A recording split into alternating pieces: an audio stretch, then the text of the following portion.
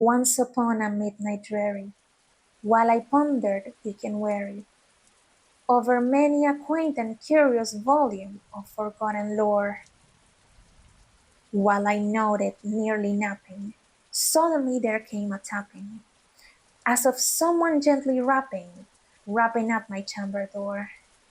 "'Tis some visitor," I muttered, tapping at my chamber door. Only this, and nothing more. Ah, distinctly I remember it was in the bleak December, and each separate dying ember wrought its ghost upon the floor. Eagerly I wished the morrow, vainly I had sought to borrow from my book surcease of sorrow, sorrow from the lost Lenore. For the rare and radiant maiden, whom the angels name Lenore, nameless here for evermore.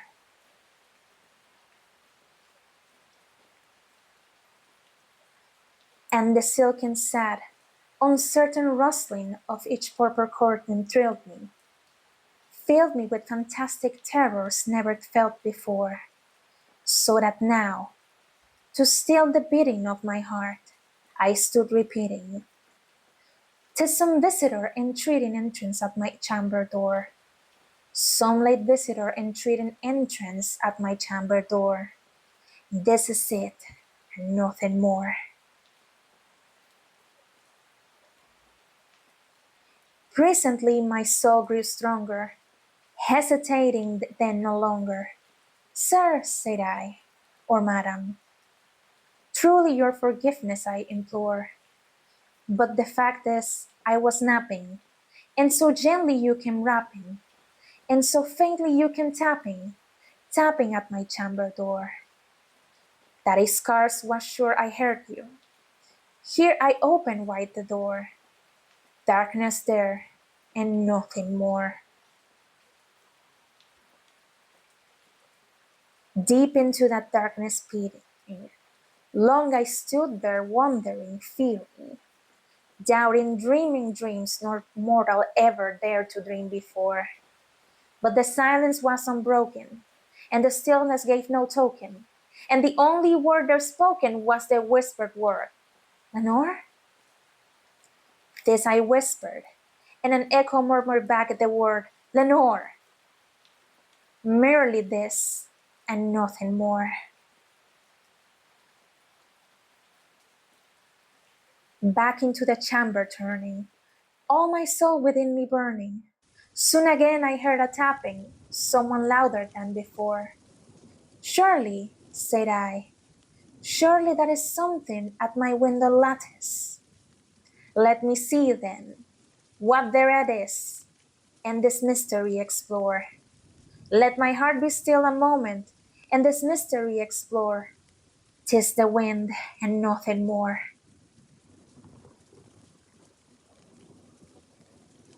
Open here I flung the shutter, when with many a flirt and flutter, in there stepped a stately raven of the saintly days of yore. Not the least obeisance made he, not a minute stopped or stayed he, but with mien of lord or lady, perched above my chamber door, perched upon a bust of Pallas, just above my chamber door, perched and sat, and nothing more. Then this ebony bird beguiling my sad fancy into smiling, by the grave and stern decorum of the countenance it wore. "Though thy crest be short and shaven, thou," I said, "art sure no craven, ghastly grim and ancient raven, wandering from the nightly shore. Tell me what thy lordly name is on the night's Plutonian shore." Quoth the raven, "Nevermore."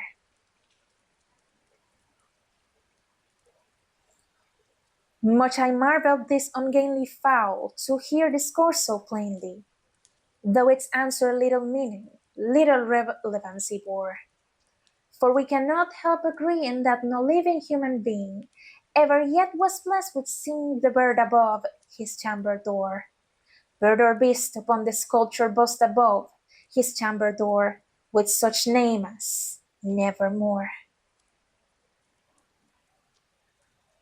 But the raven, sitting lonely on the placid bust, spoke only that one word, as if his soul in that one word he did outpour. Nothing farther than he uttered, not a feather than he fluttered, till scarcely more than muttered, other friends have flown before. On the morrow he will leave me, as my hopes have flown before. Then the bird said, Nevermore.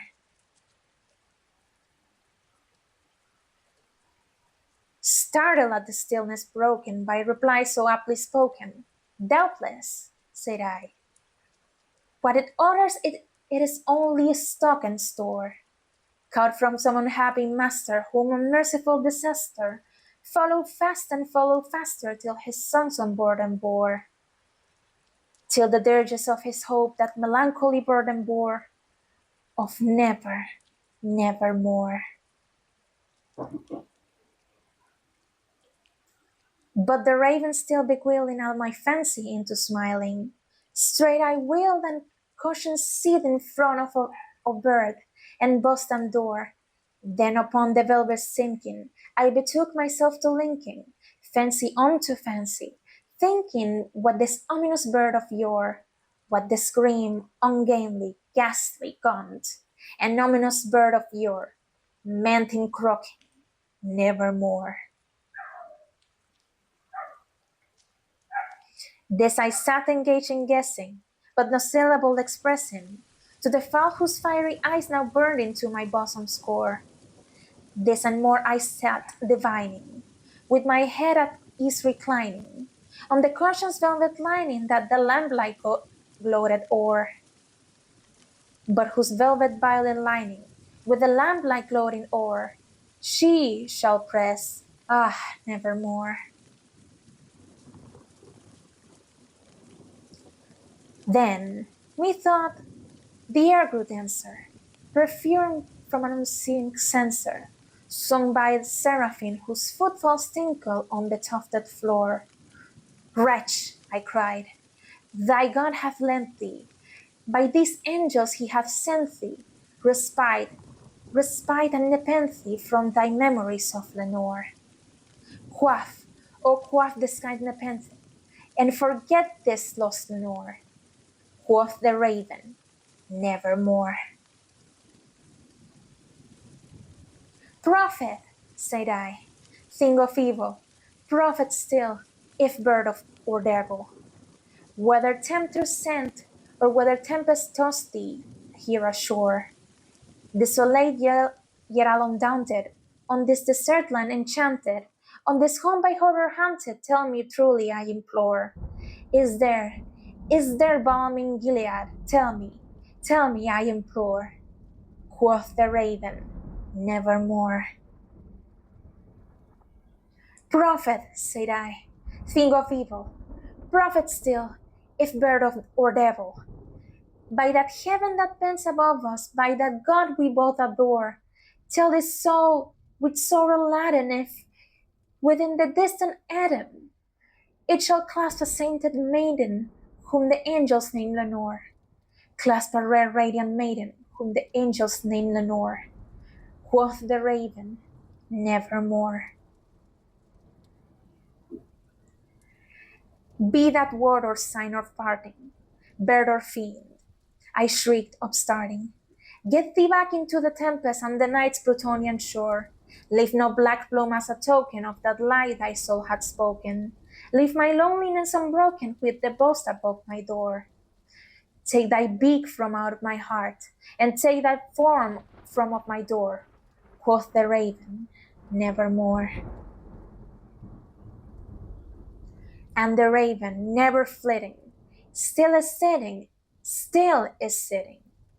on the pallid bust of Pallas just above my chamber door, and his eyes have all the seeming of a demon's that is dreaming, and the lamplight's o'er him streaming throws his shadow on the floor, and my soul from out that shadow that lies floating on the floor shall be lifted, nevermore.